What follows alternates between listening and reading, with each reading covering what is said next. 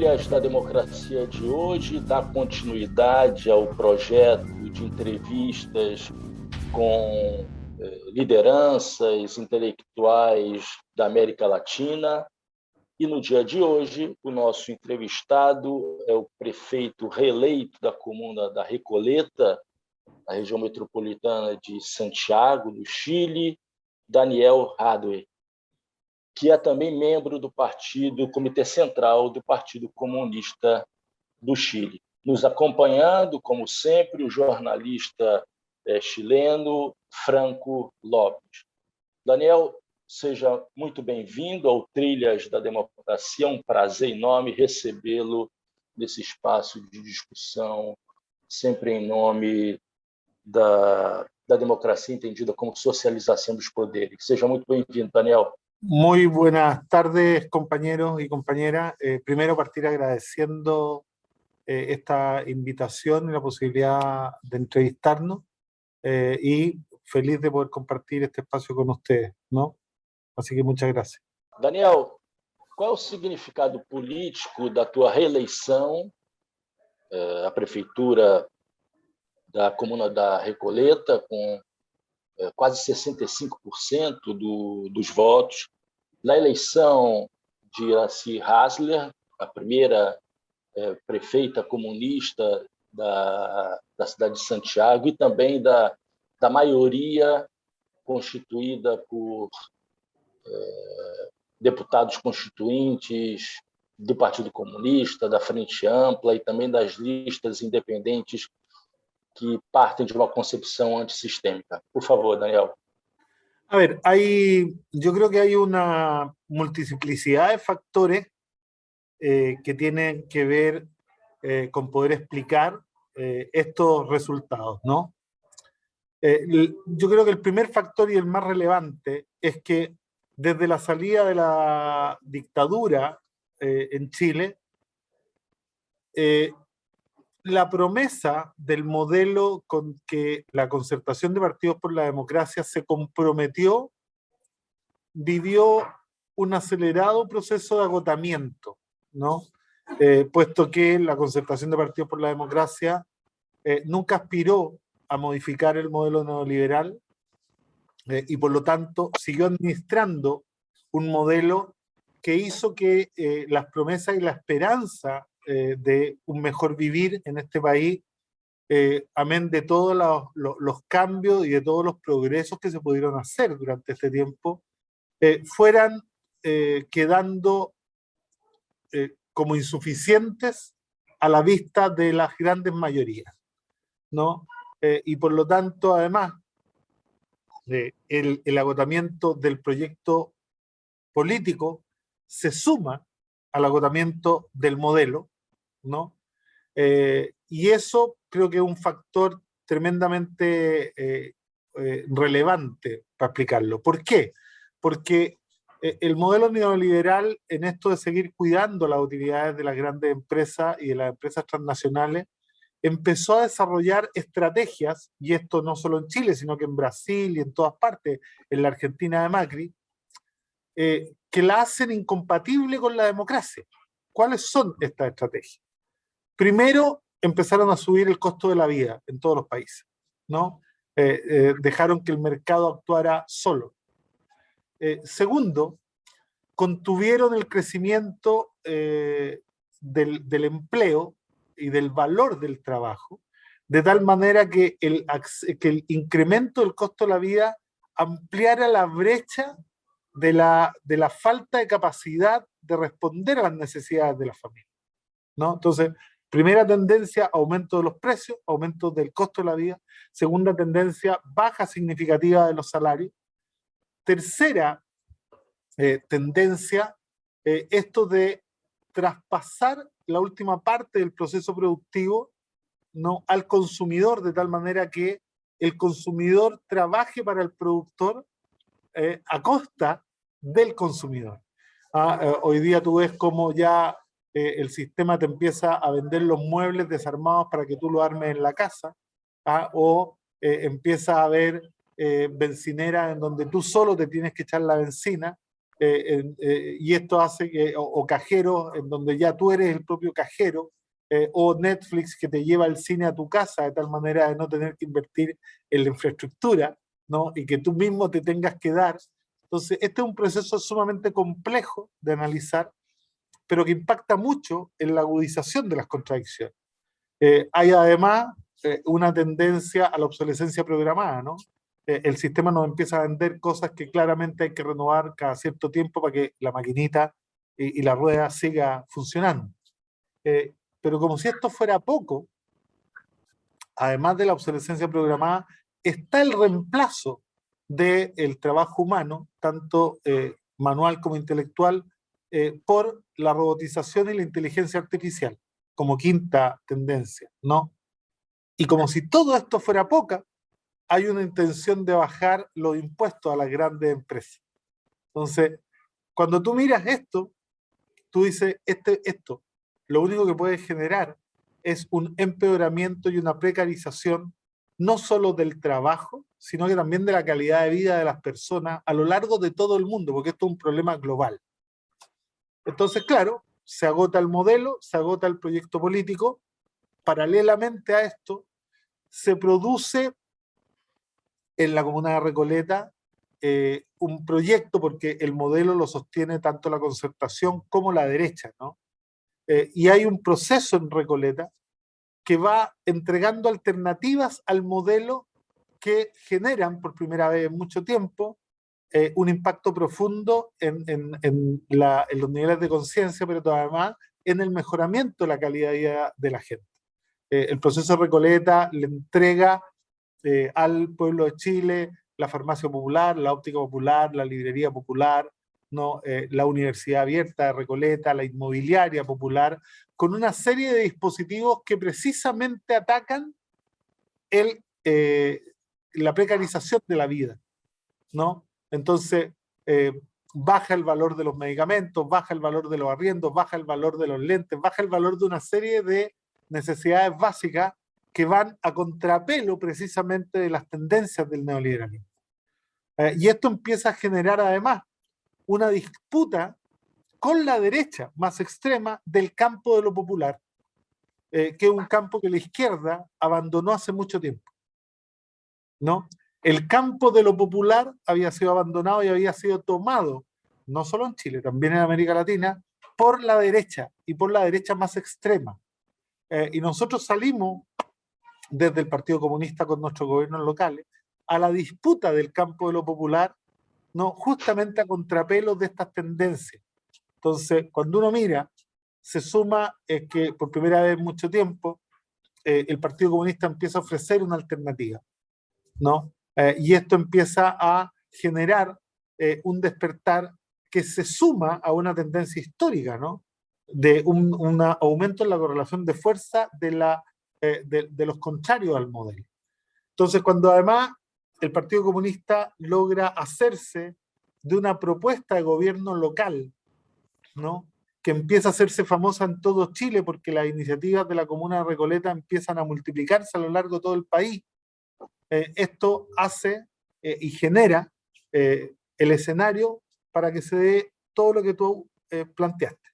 En primera oportunidad, el triunfo, la reelección de Recoleta, que es algo absolutamente inesperado y sin precedentes. O sea, un candidato comunista que saca el 65% de los votos en su segunda reelección, ¿no? Genera un impacto que además, con el antecedente que yo era precandidato presidencial y que mucha gente pensaba que yo podía no terminar el periodo. Así todo hay. En el caso de Santiago, yo creo que esto es un proceso de un muy buen trabajo de la compañera Irasi como concejala, en donde también se liga a los procesos de Recoleta, ¿no? Con estas otras variables que le permiten, y aquí sí, hacer una observación, ¿eh? Tener una minoría, ser la primera minoría de la comuna. ¿Por qué? Porque no gana con más del 50% de los votos, sino que gana con cerca del 30% de los votos. ¿Y por qué hago esto? Porque esto, claro, es producto de todas las variables, de su buen trabajo, del proyecto de gobierno local del partido, de la disputa del campo de lo popular, ¿no? Pero eso le permite aventajar de manera relativa a todos los otros candidatos. Está por verse y esperamos que en el próximo reelección ella pueda revalidar la confianza con más del 50% de los votos, sumándose a este proceso, al igual que Javiera Reyes en Los Espejos y al igual que las otras comunas que ganamos. En este contexto completo se da el estallido social, ¿no? Como parte de este proceso, como parte del agotamiento del modelo, sobre todo con un gobierno de derecha que agudiza estas 6 tendencias y con un pésimo gobierno genera el detonante para el estallido social que viene acumulándose hace mucho tiempo, y todo esto confluye en lo que estamos viendo hoy día, ¿no?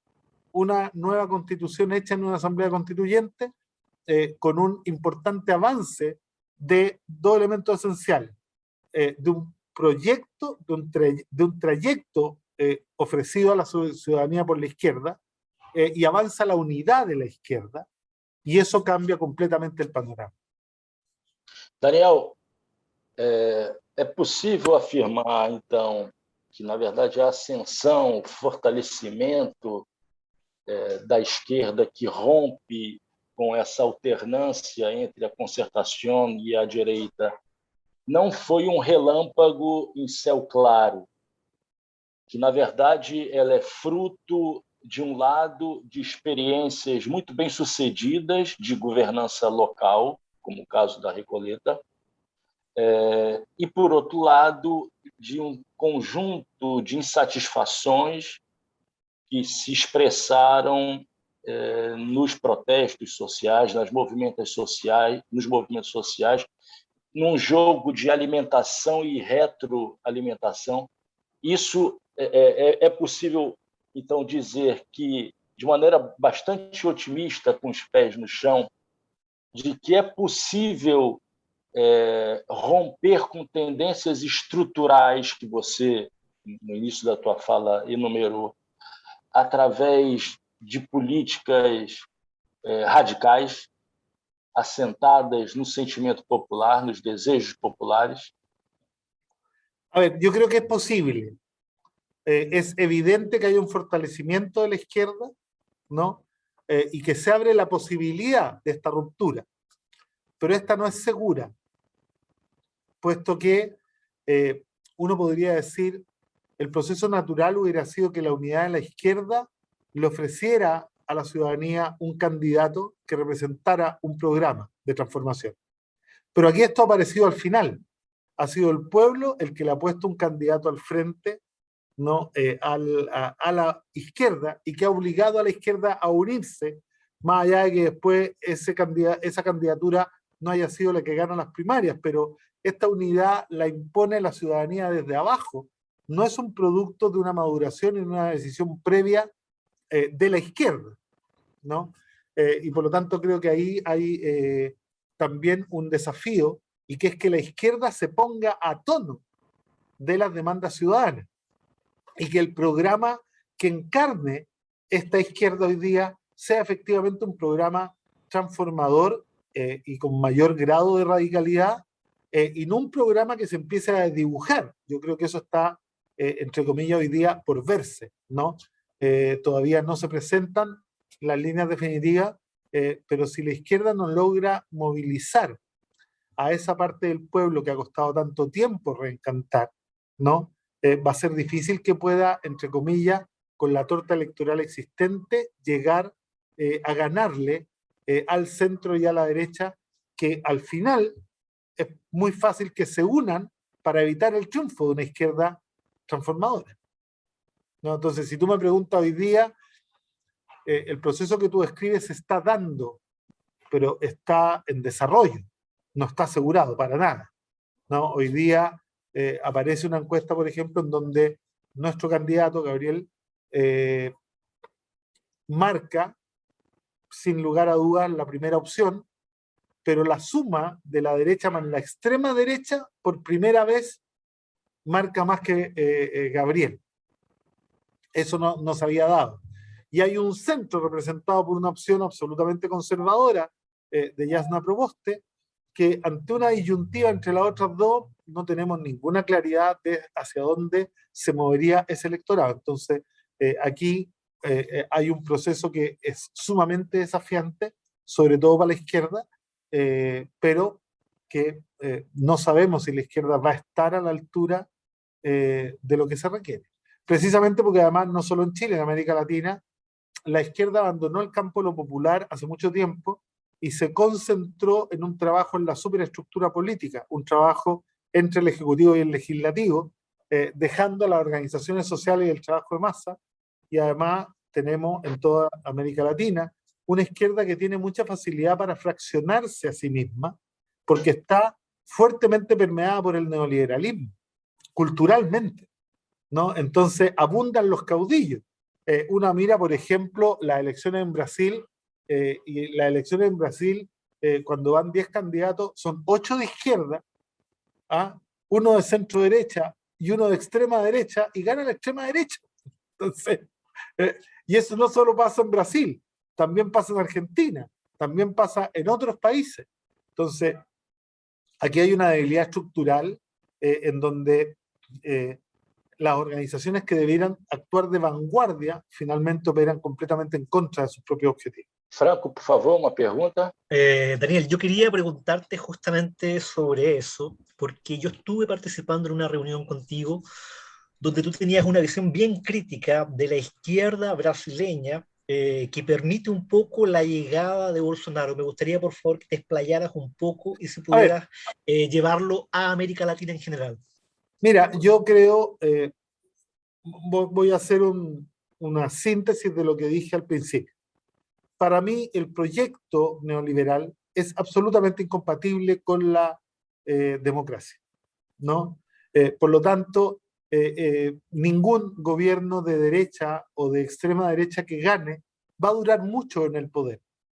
Si la derecha o la extrema derecha ganan en América Latina, es única y exclusivamente porque la izquierda, tremendamente permeada por el neoliberalismo, no hace su trabajo, ¿no? Y no lo hace hoy día, y no lo hizo en los últimos procesos. Por ejemplo, cuando yo miro la izquierda latinoamericana, y cuando veo los últimos 15 años, 20 años, hemos tenido proyectos de izquierda con la promesa de transformación que fracasaron no por sus propias debilidades, no porque hubiera una derecha que lo hiciera mejor que ellos, ¿no? Cuando yo veo, por ejemplo, que no fueron capaces de modificar sustancialmente la base productiva, ¿verdad? Y que limitaron su accionar político a redistribuir la riqueza que el modelo lograba generar de mejor manera. Pero eso no es suficiente para un proyecto de transformaciones de izquierda, ¿no? Pero además, tenemos una izquierda tremendamente fragmentada porque está muy permeada por la cultura neoliberal instalada en América Latina, con una tremenda maquinaria de desinformación, y que nos ha llevado a que hay falta de proyecto colectivo. ¿Ah? Estamos acostumbrados a ver cómo la izquierda se fracciona porque se dividen por a quién le toca liderar. Y a veces tú te encuentras con partidos en donde hay tantos partidos de izquierda como líderes haya, porque no somos capaces de sobreponernos a la derrota cultural que nos generó el neoliberalismo en tiempos del pensamiento único. Pero además tenemos una izquierda que ha sido laxa en temas sumamente relevantes para la vanguardia, para la izquierda. Como por ejemplo, hemos sido laxos con el tema de la corrupción. Hemos sido laxos con el tema de la falta de probidad y de la falta de transparencia. Hemos sido tremendamente laxos con la falta de innovación en política pública, y con estar, como estábamos en la década del 70 del siglo pasado, a la vanguardia, ¿no?, de los desafíos tecnológicos, de los desafíos políticos, cuando éramos una izquierda de verdad vanguardista. Hoy día no tenemos una izquierda que sea vanguardista. Tenemos una izquierda que más bien va a la retaguardia. Una izquierda que además habla de participación, pero que no hace participación temprana y vinculante, ¿no? Que no logra extender las fronteras del Estado como instrumento de dominación de clase para incorporar a la ciudadanía en las decisiones del Estado, ¿no? Entonces, nos vemos atrapados por un sobredimensionamiento del rol que juega la superestructura política y en donde nosotros ponemos todos los huevos del trabajo de la izquierda, no en el trabajo en la base, sino que el trabajo en la expresión formal del instrumento de dominación. Tenemos una izquierda que además, ¿no? Ha sido laxos en su relación, por ejemplo, con la investigación y la ciencia, ¿no? Entonces, cuando uno lo mira, dice, bueno, ¿qué izquierda es esta? Y por lo mismo llegamos al poder y perdemos las oportunidades maravillosas que el pueblo nos da de asumir el desafío de conducir los destinos de una nación, y como ya no quieren al neoliberalismo, votan por cualquier programa. ¿Y cuál es el tema?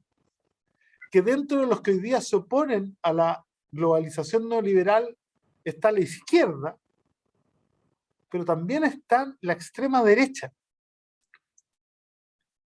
La extrema derecha hoy día es antineoliberal también, porque son tremendamente nacionalistas, ¿no? Trump, ¿cuáles eran los dos enemigos del sistema neoliberal que representaba la continuidad de los demócratas? Trump y Sanders. Y como Sanders quedó fuera de carrera, la gente optó por el que era contrario al modelo, porque la globalización terminó dándoseles vueltas, ¿no? Como fue fácil llevar las empresas norteamericanas a producir donde era más fácil producir para mantener las tasas de ganancia, empezaron a debilitar el trabajo y la capacidad de adquisición interna de Estados Unidos. Uno podría mirarlo. Entonces, efectivamente, hay una extrema derecha que es contraria a la migración, que es contraria a una serie de cosas que el mundo globalizado empieza a imponerle a las sociedades, como por ejemplo los temas valóricos, ¿no? Entonces, es muy fácil hoy día tener estas dos alternativas. Entonces, cuando a mí me preguntan por qué gana Bolsonaro, bueno, porque la izquierda no hace su pega. ¿Por qué gana Macri en Argentina? Porque la izquierda no hace su pega, ¿no? ¿Por qué gana, no sé, Arauz, por qué pierde Arauz en Ecuador con un neoliberal? Porque no logra despegarse de Lenín Moreno, que es neoliberal, pero que viene de la raíz, ¿no? Del correísmo. Entonces, creo que ahí hay una falta de desarrollo en la capacidad de lectura de la realidad y de la capacidad de comprender los reales intereses de las clases. O Chile sempre foi uma referência do pensamento crítico. Num determinado momento da história da América Latina, o Chile reuniu uma boa parte dos intelectuais críticos. Eu me refiro aqui ao período que antecede o governo Allende, mas também nos anos do governo Allende. Depois disso, a tragédia do 11 de setembro de 1973... Pero compañero, usted me habla de la época en donde Cardoso era de izquierda. Sí, sí, exatamente. Serra, José Serra também. José Serra, não? Mas também outros tantos militantes, intelectuais engajados no campo das esquerdas.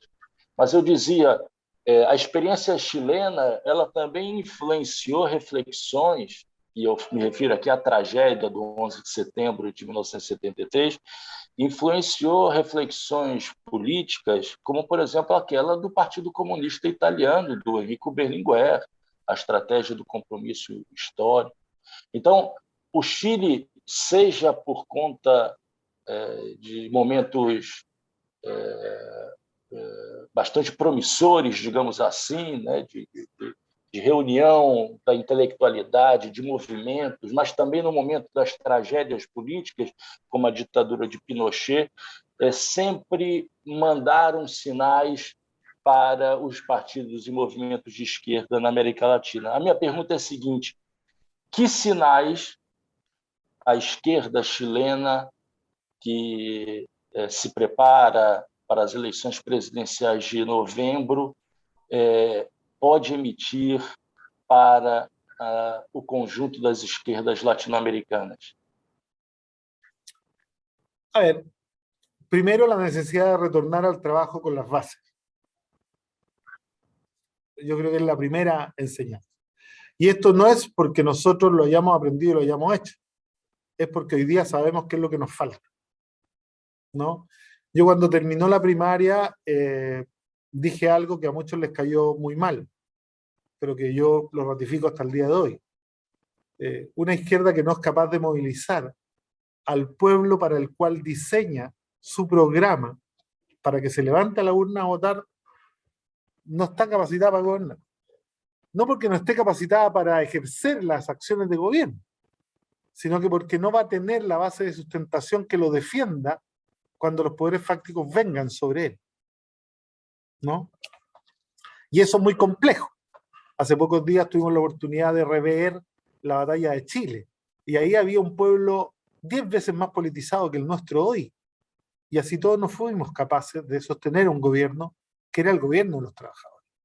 Entonces yo creo que si la izquierda no se da cuenta que tiene que desinstitucionalizarse, porque está demasiado institucionalizada, está demasiado metida en la misma institución que quiere transformar, y por lo tanto cuando llega a ella se dedica a administrar y no puede transformar, ¿no? Entonces yo creo que aquí la creación de la dualidad de poder de la cual nos hablaba Lenin, en esto de promover la unidad, la organización y la lucha por el mejoramiento de las condiciones inmediatas de vida, es un tema que la izquierda tiene que reaprender, que tiene que recuperar. Por lo tanto, la primera, no es enseñanza, no somos quienes para enseñarle a nadie. La primera, el primer aprendizaje que podemos compartir con nuestros compañeros de América Latina es la necesidad urgente de volver a las bases, ¿no? Y de recuperar nuestro arsenal teórico. Porque lo segundo es que junto con volver a las bases necesitamos entrar a la disputa de las ideas. Hoy día, si hay algo que nos tiene en una debilidad tremenda, es que los nuevos cuadros de la izquierda no son cuadros formados política e ideológicamente. Hoy día la izquierda adolece de una debilidad ideológica tremenda, ¿no? Porque está muy permeada por el neoliberalismo. Más allá, imagínate que nosotros en algún minuto, los mismos comunistas chilenos, llegamos a pensar que teníamos que legitimar en una primaria una candidatura nuestra. No lo digo porque porque no haya sido mala hacer una primaria, ¿no? Sino que mira solo el contenido más profundo que tiene la frase. O sea, nosotros mismos pensábamos que nuestra candidatura no era legítima si era solo de los comunistas. Entonces, eso es una complicación, porque es un anticomunismo que viene de nosotros mismos, y es muy complejo abordarlo así.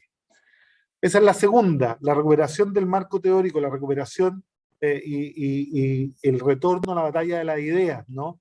Y la necesidad de formar ideológica y políticamente a los pueblos. Y la tercera, la unidad. Pero la unidad de verdad. ¿Ah? La conformación del intelectual colectivo, ¿no? El ser capaces de renunciar a los intereses personales, de grupo, a los intereses corporativos, por el trayecto. Yo ya no hablo de proyecto porque creo que eso es uno de los errores de la izquierda, hablar de proyectos, negar la dialéctica. Un proyecto, cuando uno lo mira desde la arquitectura, un proyecto es algo que uno quiere que se construya tal como está pensado, ¿no? Y por lo tanto tiene una pretensión de inamovilidad, ¿no? Y esa pretensión muchas veces dificulta la estrategia y dificulta el diálogo con la realidad. ¿Ah? Es muy poco dialéctico hablar de proyectos. Entonces hoy día yo por lo menos suelo hablar más de trayecto que de proyecto. Entonces, ¿cuántos somos capaces cada uno de los que estamos en la izquierda de renunciar para favorecer un trayecto colectivo que represente de verdad la necesidad del pueblo? Entonces, si uno me preguntara, es increíble, pero cuando alguien me pregunta qué enseñanzas pueden ustedes compartir con el resto de los compañeros de izquierda, yo les recomendaría leer la enfermedad infantil del izquierdismo en el comunismo de Lenin, en el acápite que se llama Las condiciones fundamentales para el éxito de los bolcheviques, en donde Lenin define tres, que son las mismas dichas 150 años antes y en otro, o 100 años antes y con otro léxico, ¿no? Él hablaba de conciencia, vanguardia, inserción de las masas y centralismo democrático. Completa unidad, completa libertad en la discusión y completa unidad en la acción. Nada nuevo bajo el sol. Daniel, atravessando, partindo do Pacífico, saindo do Pacífico e atravessando o Oceano Atlântico e chegando até Portugal, como você avalia quais as similaridades, quais as proximidades e também quais as diferenças que você percebe numa outra experiência de êxito, de unidade das esquerdas, como a chamada geringonça portuguesa? Yo creo que la historia de cada pueblo hace la diferencia. Los niveles de educación popular, los niveles de conciencia y de participación en la política son completamente distintos. Nosotros somos, porque además nosotros vivimos un proceso que también impacta mucho la situación de la izquierda chilena hoy. Nosotros salimos de la dictadura en 1989, de manera simultánea con la caída del muro, de forma simultánea con la caída de la Unión Soviética. Entonces, una izquierda diezmada por 17 años de dictadura militar, una izquierda aniquilada, una izquierda absolutamente debilitada, ¿no? Empieza a reconstruir su propia historia en un contexto completamente adverso, ¿no? Además de venir de una lucha por la supervivencia que fue brutal, ¿no? Como víctimas principales de las violaciones a los derechos humanos, nos encontramos con un mundo en donde ya no habían referentes, habían caído las catedrales, y por lo tanto reconstruir el proyecto se veía casi imposible, porque además una parte de la izquierda chilena asumió con mucha facilidad la tesis del discurso y del pensamiento único. Y se abandonaron, ¿no?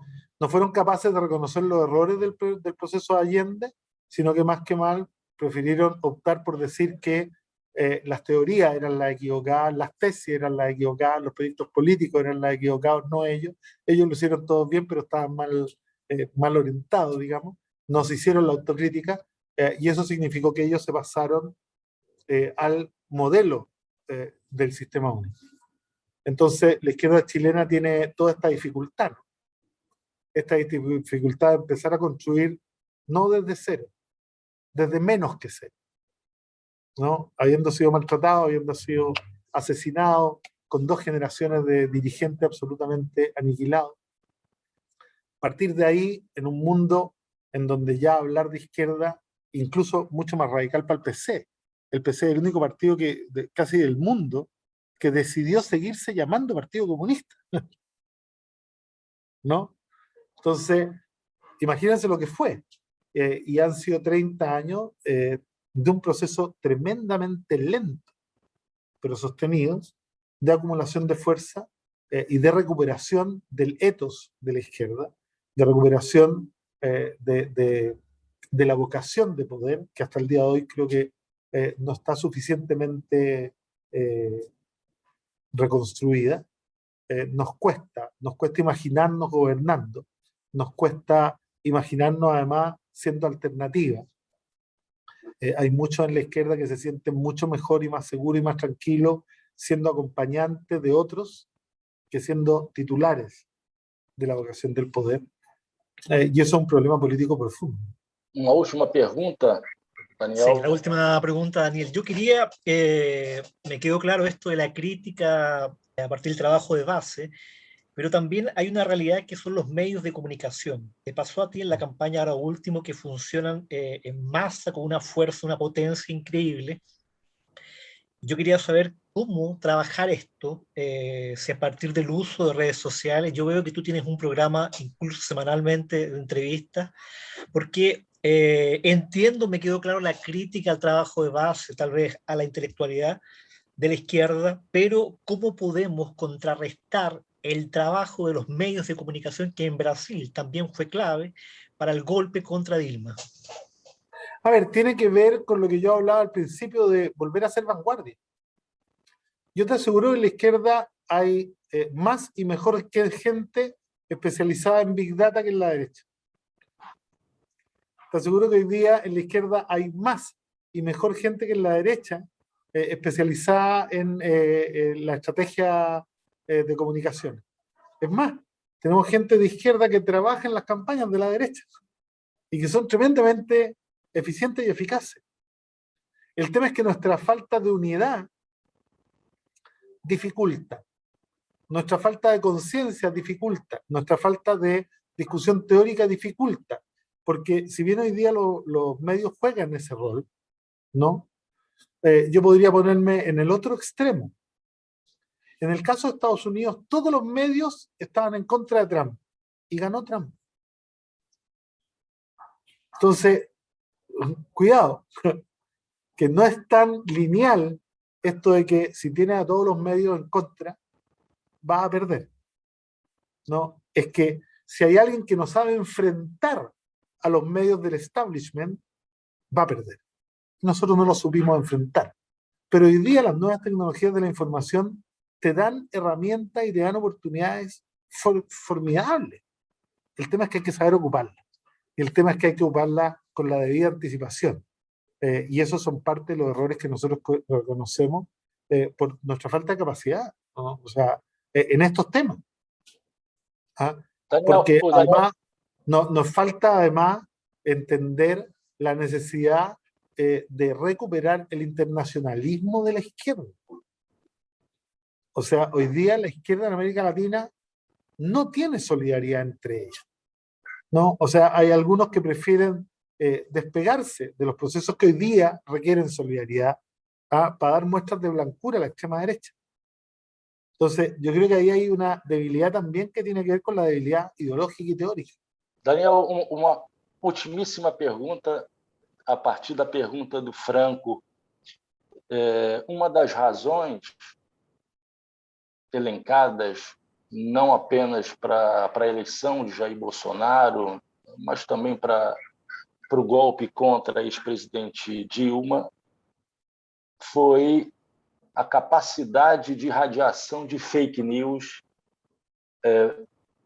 através principalmente de redes sociais como Twitter, mas principalmente Twitter, Facebook, mas principalmente WhatsApp. Como no Chile, e se no Chile vocês se depararam com essa estratégia que remonta a Steve Bannon nos Estados Unidos? É uma realidade também no Chile? Es una realidad en todas partes.